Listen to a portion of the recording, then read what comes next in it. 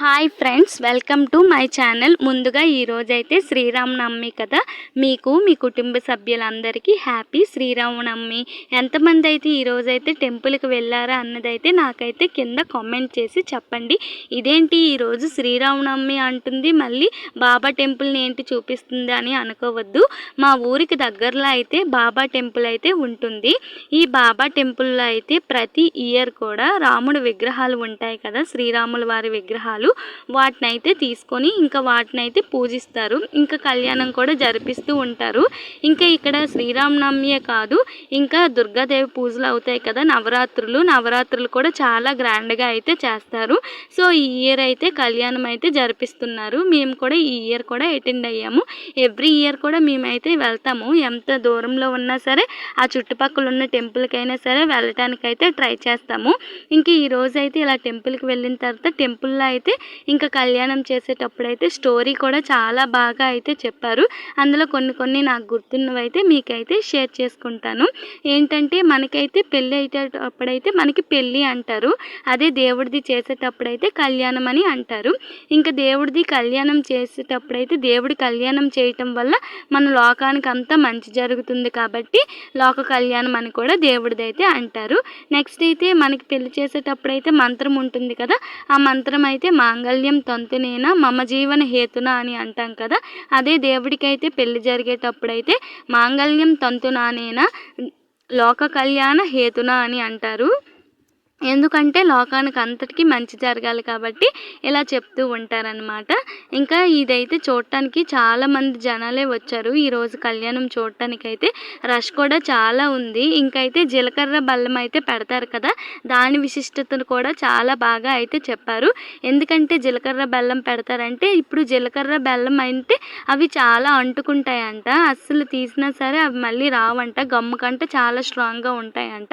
అలాగే wife and husband కూడా ఎన్ని కష్టాలు వచ్చినా సరే ఎన్ని సుఖాలు వచ్చినా సరే అలా ఒకరికొకరు తోడు నీడగా ఉండాలనేసి అదైతే పెడతారంట. అది అంటే ముహూర్తం టైం ఉంటుంది కదా, ఇప్పుడు పెళ్ళి కానీ కళ్యాణాలు కానీ జరిగేటప్పుడు ఆ ముహూర్తం టైం కంట ఫస్ట్ అంటే జీలకర్ర బెల్లంనే మనకి ఫస్ట్ పెడతారంట. దాని నెక్స్ట్ తాళి ఒక 5 minutes లేట్ అయినా పర్లేదు కానీ ముహూర్తం టైంకి మాత్రం జీలకర్ర బెల్లం మాత్రం కంపల్సరీ పెడతారంట. ముహూర్తం కూడా ఏదో చంద్రబలం ఆ తారాబలం అవి చూసి కూడా పెడతారంట. ఇవన్నీ నాకు తెలీదు, ఈరోజైతే స్టోరీలో చెప్పేటప్పుడైతే నేనైతే విన్నాను. అవి కూడా తెలియని వాళ్ళు చాలామంది ఉంటారు కదా నాలాగా. కొంతమందికైనా సరే ఇది నాకు తెలిసింది ఏదో చెప్దామని నేనైతే ఈ వీడియో అయితే తీశాను. ఈ వీడియో అయితే తీసి ఇంక నేనైతే ఏమైతే విన్నానో అవి మీతో అయితే షేర్ చేసుకున్నాను. ఇంకా రామాయణంలో జరిగిన స్టోరీస్ అన్నీ కూడా బాగా అయితే చెప్పారు. పూర్వకాలంలో అయితే మనకి తాతయ్యలు అమ్మమ్మలు నానమ్మలు తాతయ్యలు ఉండేవారు కాబట్టి వాళ్ళైతే చాలా బాగా అయితే స్టోరీస్ అన్నీ చెప్పేవారు రామాయణం కోసం మహాభారతం కోసము.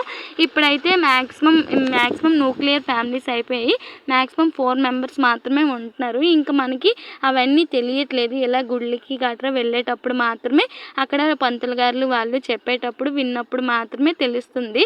అది కూడా కొత్తగా అనిపిస్తుంది. విన్నప్పుడు మళ్ళీ చాలా బాగుంటుంది.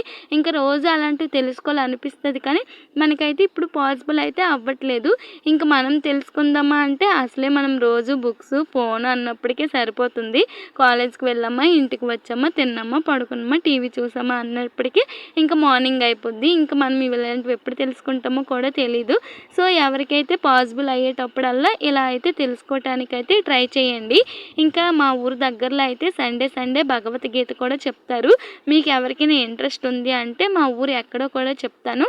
అప్పుడు ఆ చుట్టుపక్కల ఉన్నవారు కూడా ఈ భగవద్గీత క్లాసెస్కి అయితే సండే రావటానికైతే ట్రై చేయండి. ఇంకా ఇక్కడైతే కళ్యాణం కూడా చాలా బాగా అయితే జరిగింది. ఇంకా కళ్యాణం మొత్తం అయితే నీట్గా అయితే అయిపోయింది. ఇంకా కొంతమందితో అయితే కళ్యాణం అయితే ఇక్కడైతే జరిపిస్తూ ఉన్నారు. ఇంకా కళ్యాణం అయినప్పుడైతే కొంతమంది అయితే పాటలు కూడా చాలా బాగా పాడారు. రాముడి పాటలు ఉంటాయి కదా, ఆ రాముల వారి పాటలు అయితే కొంతమంది అయితే నేర్చుకొని చాలా బాగా అయితే పాడారు. వినటానికైతే చాలా బాగున్నాయి. మనకి పాడాలనిపిస్తుంది కానీ మనలో అంత ఆటలేదు కాబట్టి ఇంకా అయితే పాడలేదు. నెక్స్ట్ అయితే ఇక్కడ శ్రీరామనవమి కథ అన్నీ అయిపోయిన తర్వాత అయితే అక్షింతలు ఇస్తారు కదా, ఆ అక్షింతల్లో ఎంతమందికి అయితే ముత్యం అనేది వచ్చిందో కూడా నాకైతే కింద కామెంట్ చేసి చెప్పండి, మర్చిపోకండి. ఇంకా అయిపోయిన అయిపోయిన తర్వాత అయితే నెక్స్ట్ అయితే భోజనాలు కూడా పెట్టారు. భోజనాల్లో అయితే ఈరోజు అయితే పులిహోర, ఇంకా అన్నము, సాంబారు, చిప్స్, ఇంకా అయితే పకోడీ అయితే పెట్టారు. ఇంకా పాయసం కూడా పెట్టారు. అంతే ఫ్రెండ్స్, ఈ వీడియో నచ్చితే